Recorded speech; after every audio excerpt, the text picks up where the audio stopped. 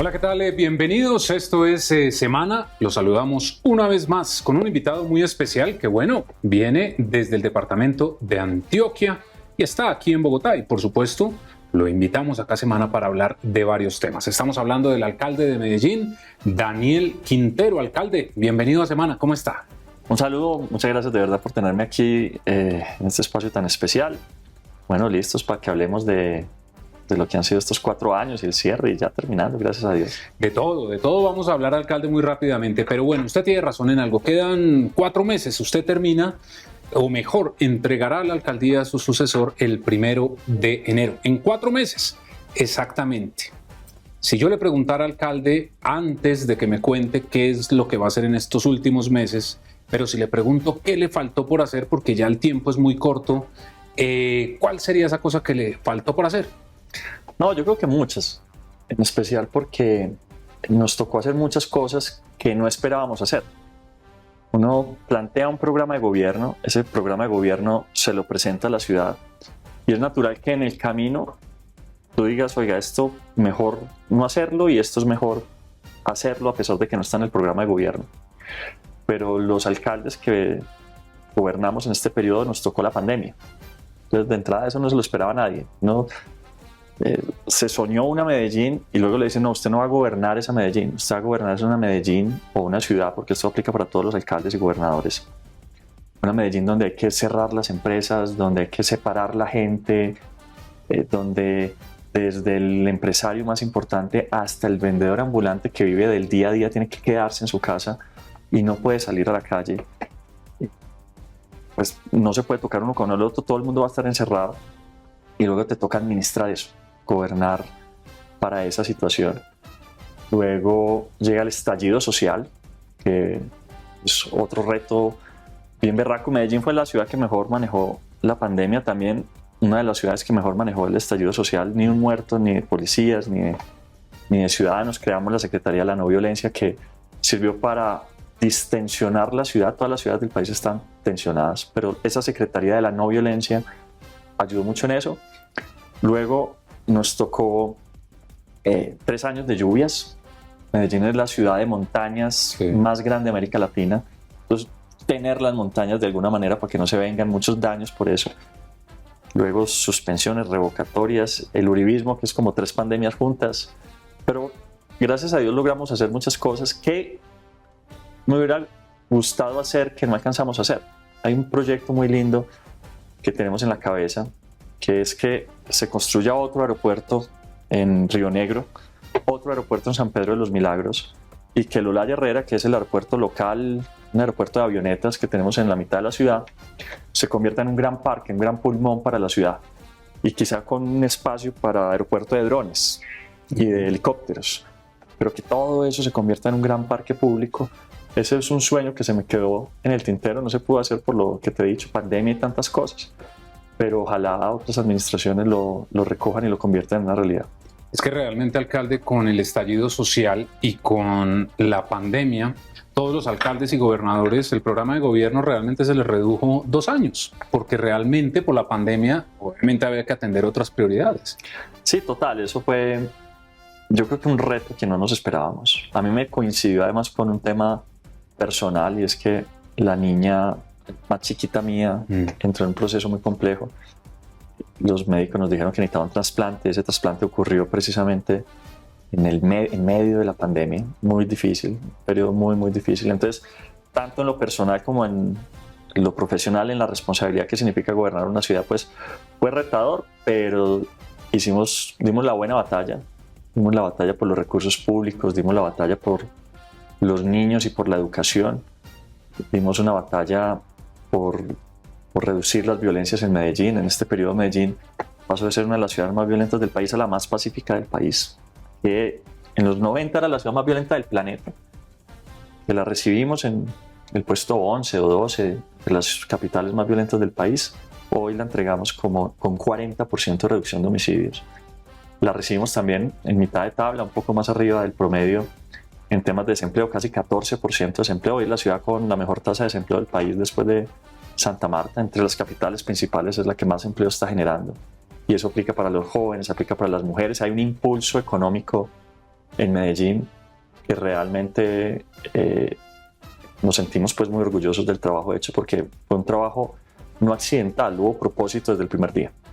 Alcalde, mire que hay un tema que realmente nosotros envidiamos mucho en Bogotá y es el tema de los huecos, porque es que uno vive en la capital y ya realmente los huecos hacen parte del diario vivir. Por donde usted se mueva hay huecos, va a encontrar un hueco, siempre va a tener ese problema. Y usted en Medellín entonces se trazó una meta, la está cumpliendo y se habla de que en octubre va a tener la ciudad sin huecos, ¿es así? La meta es entregar el gobierno sin un hueco.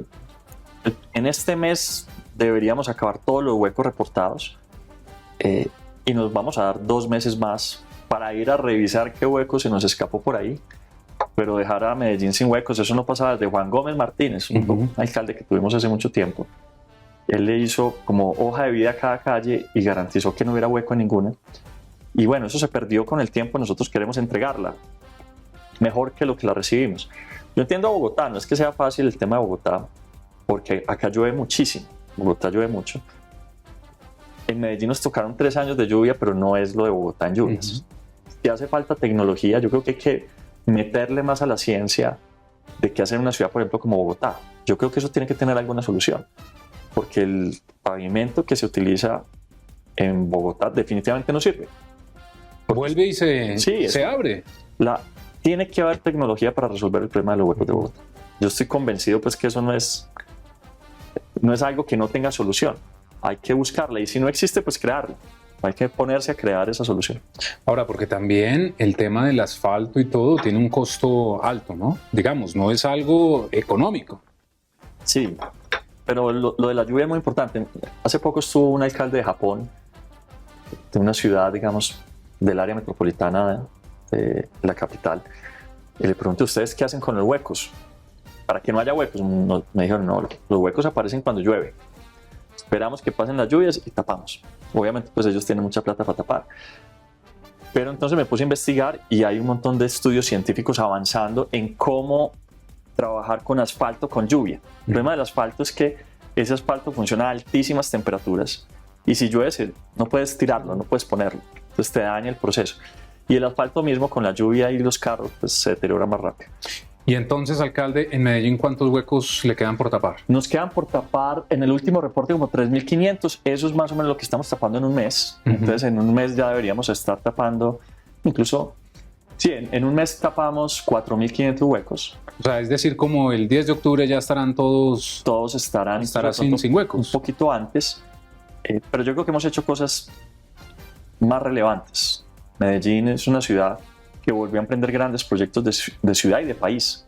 Hidroituango, lo recibimos con un colapsado, destruido, una de las 10 represas más grandes de América Latina en una situación de riesgo total.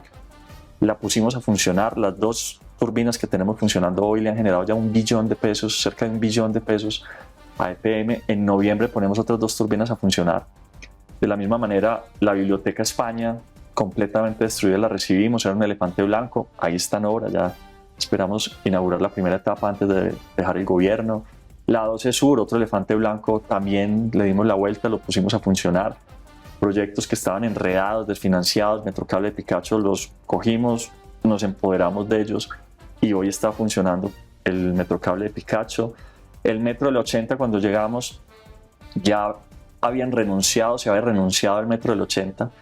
Nosotros cambiamos los diseños, hicimos que dieran viabilidad técnica, financiera, conseguimos la plata y ya está en obra y funcionando. Digamos, funcionando no, porque eso es un proyecto de 10 años, pero son 14 kilómetros de vía férrea, eso va a incrementar 38% la vía férrea de la ciudad. Tenemos diseños para el metro subterráneo, que es el metro más grande que va a tener Medellín, 24 kilómetros de metro y va a tocar 4 ciudades del área metropolitana. Estamos avanzando en los diseños de 5 metrocables más, construyendo el parque más grande de espacio público en el norte de la ciudad. Y eso solo para hablar de infraestructura, porque en educación, por ejemplo, ahí hemos visto computadores, todo, ¿no? Mucha gente conoce mi batalla por los recursos públicos en Hidroituango, pero no sabe mucho de la batalla que dimos por el tema de los niños. Cuando yo llegué, encontré que, en comienzos, nuestro programa de 0 a 5 años estaba tomado por la politiquería y la corrupción, y peor, que habían tipos violando niños. Manolo, ustedes recordarán un caso que se volvió muy famoso. Nosotros pusimos en orden eso y nos causó todas las persecuciones del mundo. Sacamos fundaciones que falsificaban documentos por contratos. Ahí encontramos manos de grandes grupos empresariales. Creamos un modelo curricular para los niños, ya no simplemente como guardería, sino como un programa de estimulación temprana. Pasamos de 80.000 a 95.000 niños atendidos. Creamos centros de buen comienzo, esto es muy importante, para niños de habitantes de calle y de mujeres en prostitución. ¿Por qué eso es importante? Porque esos niños, con sus padres muchas veces drogadictos, terminan entrando en las drogas a los 10, 12 años. Entonces, tomarlos de alguna manera, intervenir desde temprano de alguna manera, realmente hace una gran diferencia. Y ahí tenemos cientos de niños, digamos, que están caminando un camino diferente, que van para un lugar diferente al de sus padres, si Dios quiere, para niños con discapacidad. Pero cuando terminan, buen comienzo, pasan a colegios. ¿Qué encuentran entonces? La mayor inversión en infraestructura educativa en la historia. No algunos colegios los estamos reparando, no, absolutamente todos los colegios, algunos de cero, reconstruyéndolos. 411 colegios en reconstrucción, en reparación, en remodelación. Llegan al bachillerato y los niños todos reciben un computador. Es la única ciudad de América Latina que se atrevió a que cada niño tuviera un computador. El programa se llama Un niño, una niña, un computador. Algunos incluso les damos bicicletas. Esta semana estuvimos dando bicicletas a los niños.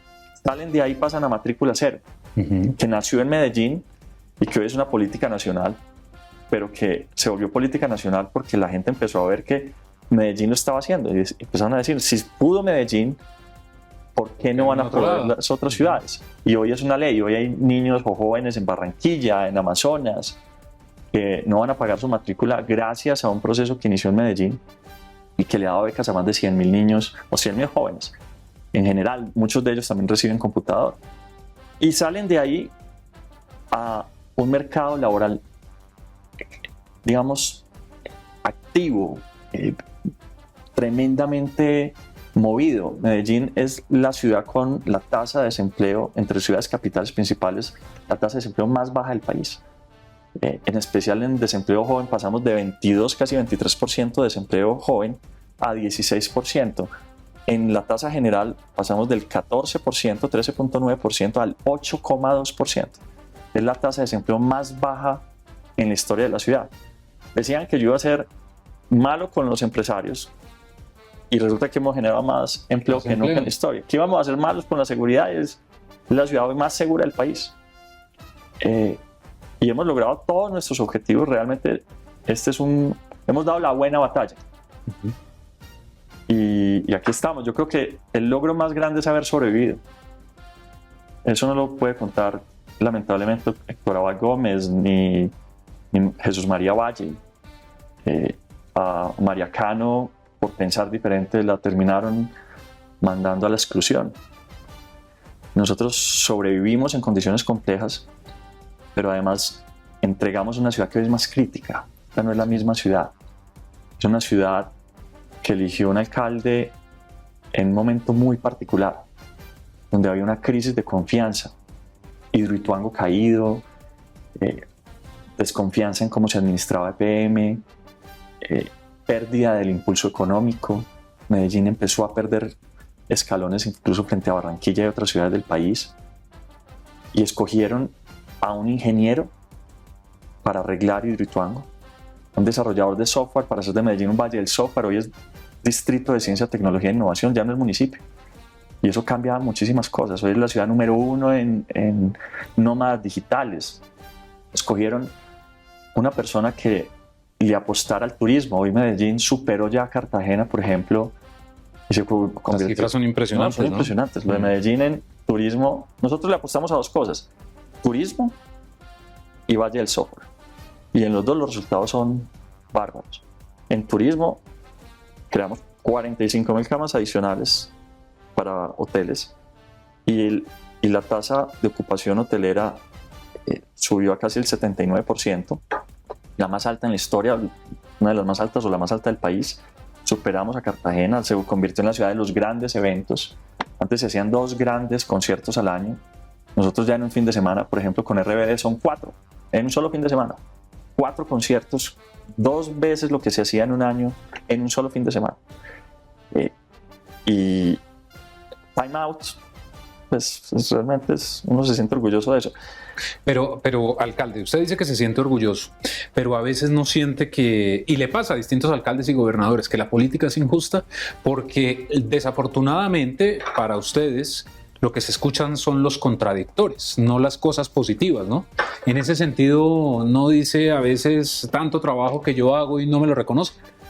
Importante, a ver, el que le guste solo que lo quieran y que lo quiera todo el mundo, que no se meta en política. O que no se meta a política a hacer cambios. Porque hay que tomar decisiones. Tomar decisiones, pero además, Platón decía que la gran diferencia entre un mayordomo y un magistrado refiriéndose a un gobernador de su tiempo, el mayordomo cuando ordeña una vaca, la vaca sigue siendo una vaca. Ahí no hay cambio. Entonces, como si se adaptara a la ciudad. El magistrado ve la ciudad en un punto A y la quiere llevar a un punto B. Y eso significa cambiar una ciudad. Cambiar muchas cosas. Cuando yo llegué quemaban las banderas de la población LGTBI. Habían pactos criminales. Había un pacto en los barrios en los que se permitía que un grupo criminal matara a alguien del barrio si esa persona, si era un ajuste interno de cuentas. Si era un tema, lo llamaban, por ejemplo, de limpieza social o de que mataban a un ladrón. Cuando yo llegué al gobierno, matan un pelado joven en Robledo. Yo pregunto qué pasó y me dicen, no te se preocupe, alcalde, es un ajuste en cuentas interno, era un ladrón. Y me dijeron, un ladrón menos. Yo dije, no es un ladrón menos, es un barrio menos. Porque esa persona que mató a ese ladrón lo hizo para tomar control del barrio. Entonces ahora le temen en el barrio, ahora es el dueño del barrio, ahora ustedes no son la autoridad, él es la autoridad. Y hace lo que quiera en el barrio. Hace lo que quiera. Nosotros creamos un esquema de recompensa, una estrategia para quitarle los niños a los grupos criminales. Obviamente capturas, incrementamos el esclarecimiento. El resultado final, la mayor captura de homicidios en la historia. El resultado final, 40% de reducción de homicidios, más de 70-80% de reducción de homicidios con arma de fuego, más de 84% de reducción de homicidios de menores de edad. Esos datos no solo son impresionantes, sino que están haciendo que gente del mundo entero venga a Medellín a entender el cambio de estrategia de seguridad. Porque nosotros teníamos la estrategia de seguridad de todo el mundo. La estrategia de seguridad de todo el mundo es que lo que hay que atacar es las rentas ilegales, porque la teoría dice entonces que si usted captura un cabecilla, si la renta ilegal se mantiene, pues no hay problema, porque vendrá otro cabecilla para seguir. Siempre habrá alguien debajo que sube sin problema. ¿Qué le metimos nosotros de nuevo? Dijimos, el problema es más profundo. Hay rentas ilegales porque hay control territorial. Y hay control territorial porque hay miedo. Entonces nos enfocamos a lograr las capturas de los que a través del miedo controlaban el territorio. Al hacer eso, empezamos a habilitar los grupos criminales, no solo desde arriba, con las capturas de los cabecillas, que no las paramos, sino desde abajo. Ir quitándoles el poder criminal desde abajo. Y el resultado pues realmente es notable. Alcalde, ¿y usted no ha pensado hablar con el ministro de Defensa, por ejemplo, esta estrategia de seguridad? Yo se la conté. Pero no la ha aplicado. Yo se la conté, yo se la expliqué, se la he explicado a él y se la he explicado a muchas personas. ¿Y qué le dice? Que la están evaluando. No sé si la están implementando. Yo estoy concentrado en Medellín. Miren, en Medellín a nosotros nos quitaron 1.200 policías y bajamos los homicidios en la ciudad. Es más, todos los indicadores de hurtos, de todo ha bajado. En hurtos, le confieso también que me hubiera gustado hacer más. Yo me concentré más en homicidios. Porque la reducción es muy pequeña comparado con lo que recibimos en 2019. Pero esto es una estrategia que funcionó. Claro, no va sola. Como me quitaron 1.200 policías, le metí muchísima tecnología. yo vengo del mundo de la tecnología. Sí. Cometer un delito en Medellín hoy es más difícil tenemos más de 600 capturas en flagrancia gracias a la tecnología. Miles de vehículos recuperados, de motos recuperadas gracias a la tecnología. Bueno, alcalde, mire, usted mencionaba ahora la palabra cambio. ¿Cómo evalúa el gobierno del cambio al presidente Gustavo Petro? Ya han pasado 13 meses desde que llegó a la Casa de Nariño. A ver, es que esto es el nacimiento de algo que no había pasado nunca en el país. Y es que un gobierno que no hace parte del establecimiento, más orientado a la izquierda, llega al poder. Quienes llegan al poder sin haber gobernado, muchos ministros nunca habían sido ministros, ni siquiera han tenido cargo público alguno, pues empiezan lo que uno llamaría un proceso de prueba para saber si funcionan o no funcionan. Ya muchos han salido porque no han funcionado, otros porque simplemente se cansan, porque es que esto es muy duro. El trabajo público es muy difícil y más en un ambiente de oposición. Yo considero que el gobierno está en lo que yo llamaría el proceso de formación de talento para gobernar. Pero mire, alcalde, que eso fue lo que tanto se le criticó a Iván Duque. Usted recordará que también se habló de inexperiencia, todo pasaba un año, no habían ocurrido muchas cosas y a Iván Duque le dieron duro también. Pero es que Iván Duque no fue un cambio de gobierno, es el mismo gobierno. Si usted revisa el gobierno de Santos, el gobierno de Uribe y el gobierno de Duque, era la continuidad. Es la misma gente. Usted mira a los viceministros, eran los mismos viceministros, los ministros muchas veces incluso eran los mismos ministros. Uno había sido director técnico de una cosa, el otro había pasado a la otra. Esta es la primera vez que realmente un cambio de gobernantes. Ese cambio de gobernantes lleva mucha gente nueva al gobierno. Esa gente nueva al gobierno, unos están probando, unos les está yendo bien, a otros les está yendo muy mal. Y los cambios y el aprendizaje también. En ese camino muchos van aprendiendo. Yo digo, este es un momento donde eso que están haciendo está conociendo sus límites. ¿Cuáles son sus límites? ¿Hasta dónde llega el verdadero poder de un presidente? El presidente ya se está dando cuenta que el poder de un presidente no es ilimitado, sino que tiene límites. Entonces está el Congreso, están las Cortes, está un montón de cosas, pero para usted saber cuáles son sus límites, como un niño cuando está creciendo, empieza a probar los límites, a ver cuáles son sus límites. Lo que debería pasar de ahí en adelante es mayor efectividad y eficiencia para lograr resultados, mayor aprendizaje en las decisiones que se van tomando y incluso correcciones en los propósitos iniciales. Yo, por ejemplo, cuando inicié el gobierno en Medellín, quería hacer un parque en una cosa que se llama en Medellín el Parque Norte. Me imaginé una idea maravillosa, pero maravillosa. Y si lo hubiéramos podido lograr convertir en realidad, hoy sería el atractivo turístico más importante de Medellín. Y después de mucho intentarle, cuando iba a la mitad, me dicen, oiga, no, eso es un humedal. Y hasta ahí le llegó la idea. Hasta ahí llegó la idea. Entonces, eso es lo de ir aprendiendo, conociendo los límites. Uno dice, no, es que uno cuando se elige tiene que conocer todo. Eso no funciona así tampoco. El Estado es tan grande. Y tan lento, además. Y luego te encuentras que hay burocracia, que hay los funcionarios que llevan mucho tiempo haciendo las cosas de una manera. Y luego tú dices, no, es que yo quiero cambiarla y hacerla de otra manera. Pues hay resistencias también porque te encuentras intereses. Y esos intereses no se van a quedar quietos. Ellos también tienen poder y ejercen el poder. Sí. Y ahí viene la confrontación, que es democrática también. No, yo creo que las cosas van a salir bien.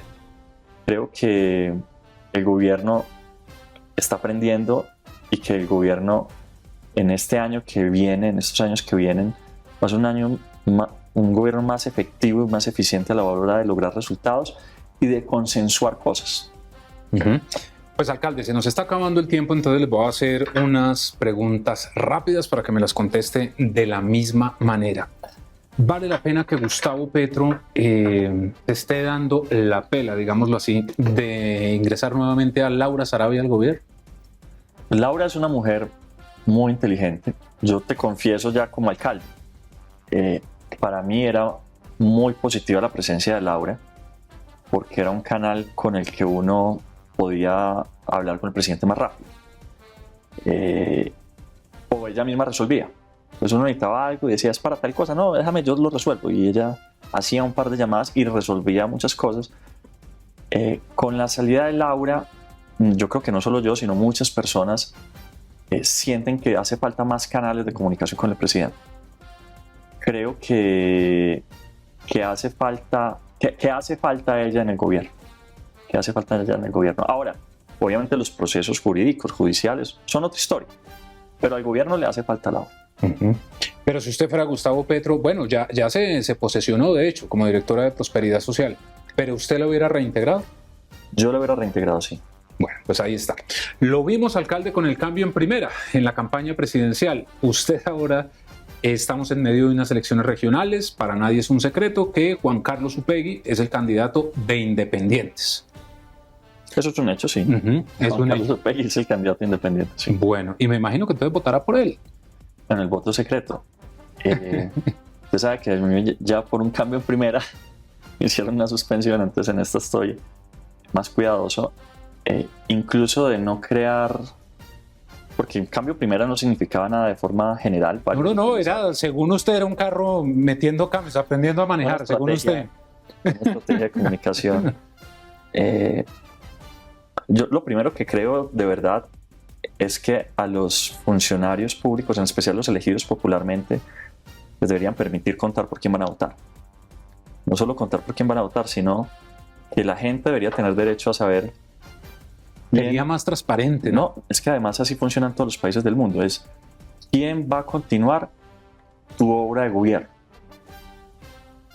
Es en las democracias, lo que se resuelve en una democracia es si continúa el gobierno como se viene realizando o si hay un cambio. Esa es la pregunta que plantea cada elección. En Colombia, por un error de interpretación, se ha llegado a la creencia, que además creo que le hace mucho daño al gobierno en general, de que en cada alcaldía debe haber un cambio, de que siempre tiene que haber un cambio. Y por eso no dejan participar al alcalde en el ejercicio político como funciona en el resto de los países del mundo. Debería permitirse, pero además la Constitución dice que sí, que se puede. La Constitución dice, lo que dice la Constitución es, el Congreso tiene la obligación de crear una ley estatutaria para decir bajo qué reglas, bajo qué condiciones un alcalde o cualquier funcionario puede decir a quién va a apoyar, como en cualquier país del mundo. Poner unas reglas de juego concretas. Que son que no puede utilizar presupuesto público, no puede de pronto hacerlo en ciertos horarios. Cada país crea unas reglas diferentes, pero lo que ocurre en todos los países del mundo es incluso que los alcaldes se pueden reelegir. Y no solo, pues imagínense, si permiten la reelección del alcalde, pues con mayor razón permiten que el alcalde pueda decir por quién va a votar. Eso es natural en todos los países del mundo. Desde el 91, la Constitución está pidiéndole al Congreso que reglamente el derecho. Así lo plantea incluso la Comunidad Europea como un derecho de los ciudadanos de saber y de los alcaldes de decir quién es su candidato, de los funcionarios en general. Entre otras porque, si usted lo piensa bien, por ejemplo, el candidato de oposición a mi gobierno hace campaña hablando de qué gobierno. No hace campaña hablando de 3 gobiernos atrás, sino de nuestro gobierno. Pues como están planteadas las cosas hoy, entonces un alcalde no podría responder cuando digan mentiras sobre él. Uno se tendría que quedar callado cuando alguien está diciendo una mentira sobre uno, bajo la excusa de que están en elecciones. No, el poder responder, el derecho a la libre expresión, es un derecho que está por encima de muchos otros. Alcalde, mire usted, Federico Gutiérrez va punteando en las encuestas. Es lo que dicen las encuestas, es una medición de momento. Usted dice que él no va a ganar. Yo no puedo decir eso. Esos son los ciudadanos. Bueno, lo ha dado a entender que no va a ganar Federico Gutiérrez. Los ciudadanos son los que tienen que tomar esa decisión. Nosotros vamos a respetar la decisión totalmente, cualquiera sea. Pero sí es bueno recordar que de mí decían que no iba a ganar. Las encuestas decían que teníamos el 6% y íbamos a perder según las encuestas. Yo venía del gobierno de Santos, en el cual fui viceministro, que había traicionado a Uribe, a la tierra de Uribe, había votado por el sí, él no había sacado 700.000 votos, había votado por Petro, que había sacado 200.000 en Medellín. y Duque había sacado 700.000. Además, había denunciado la corrupción en Hidroituango y con eso me había tirado encima el conglomerado económico más grande del país y me enfrentaba al candidato de Federico Gutiérrez, que era el alcalde más popular del país y creo que la historia de Medellín. Y ganamos con la mayor votación en la historia. Muchas de esas encuestadoras decían que íbamos a perder por 20 puntos. Medellín es una ciudad muy particular, muy particular. En los últimos 20 años, nadie que haya estado de primero ha ganado. Eso es tan así. Le voy a contar una anécdota. Resulta que cuando faltaban como 10 días para las elecciones, un amigo me dice, oiga, mandé a hacer una encuesta y usted está de primero. Y la voy a publicar ahorita en un medio de comunicación. Y pues columnista. Y yo le dije, oiga, ¿usted me quiere? No la publique. No la publique. Hágame ese favor de las cosas así. No la publique. La publica, pierdo. No lo sabe. Hay un agüero en Medellín. Es mejor no estar primero. Pero realmente lo que se define en una elección es qué quiere la gente. Y la voz del pueblo es la voz de Dios. Dios es el que pone y quita gobernantes. Uno tiene que respetar y reconocer cualquiera sea el próximo alcalde de la ciudad. ¿Qué no vamos a hacer nosotros? En caso de que la ciudadanía escoja como gobernante a alguien que nos lleve a ser la oposición. Pues no vamos a hacer lo que hicieron, por ejemplo, congelar los recursos de EPM para que no tuviéramos plata para los programas sociales. Eso está mal. Sí. Congelaron la plata de la comida de los niños, congelaron la plata de las universidades, congelaron la plata de los adultos mayores, congelaron la plata de los habitantes de calle. No vamos a hacer lo que hicieron en relación a UNE, que a pesar de que ellos mismos confesaron en los debates que ahí se iba a perder una plata si no activamos una cláusula que tenía que ser activada por el Consejo, ellos mismos reconocieron que se perdió una plata y dijeron, es mejor que se pierda la plata que la alcaldía tenga plata porque la invierte en la gente y entonces le va mejor. Y entonces eso nos daña la posibilidad de ganarle las próximas elecciones. Uno no puede hacer política que daña a la gente para poder ganar unas elecciones. No puede quemar la ciudad para poder ganar unas elecciones. Sí. Porque eso habla mal de las personas. Claro. Eso no habla bien de las personas. Alcalde, rápidamente, la propuesta del presidente Petro de transporte gratuito, transporte público gratuito, ¿es posible en Medellín, por ejemplo, el metro? Yo creo que sí, entre otras porque creo que ese tiene un problema realmente, que es el único problema que me preocupa, que tiene que ver con el de eficiencia.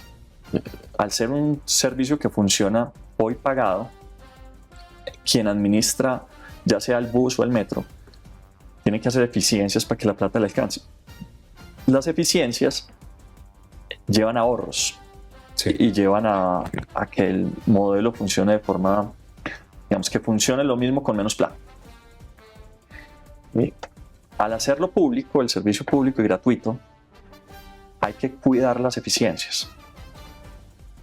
Sin embargo, Medellín es un ejemplo de que se pueden lograr eficiencias en servicios públicos. Y EPM es un ejemplo de cómo se puede administrar una empresa como EPM o Metroplus de forma pública eficiente, es decir, hay que mantener esas variables de cuidado de lo público. Al final de cuentas, la gente es la que está pagando esos servicios, lo puede pagar o directamente lo puede pagar a través de o los servicios públicos o impuestos o cualquier otra fuente.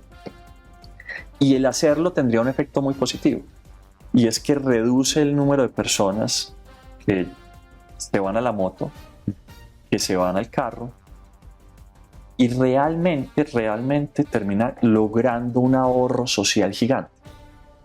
Es impresionante lo que le vale a la ciudad a una persona que monta en moto. Claro. Es decir, sale más barato si le regalaras el tiquete.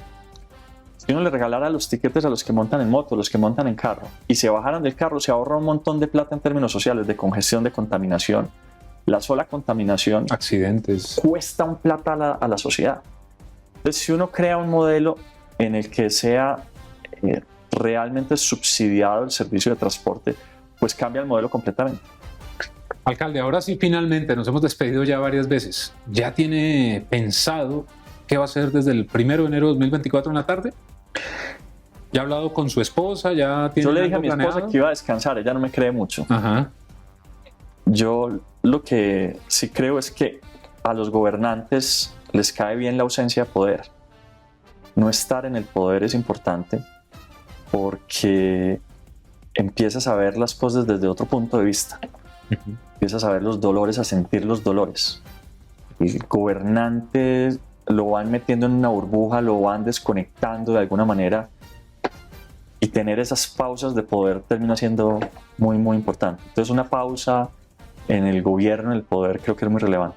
Pues veremos a ver si cumple o veremos a ver si tiene razón su esposa. Alcalde, muchas gracias por haber estado aquí en Semana. Quedan muchos temas pendientes, pero seguramente tendremos más oportunidades para hablar tanto de Medellín como de temas de país, ¿no? Muchas gracias. No se pague. Alcalde, que esté muy bien, un gusto haberlo tenido en Semana y ustedes también gracias. Por favor, ingresen a www.semana.com para que conozcan todas las noticias de Colombia y el mundo. Que estén bien.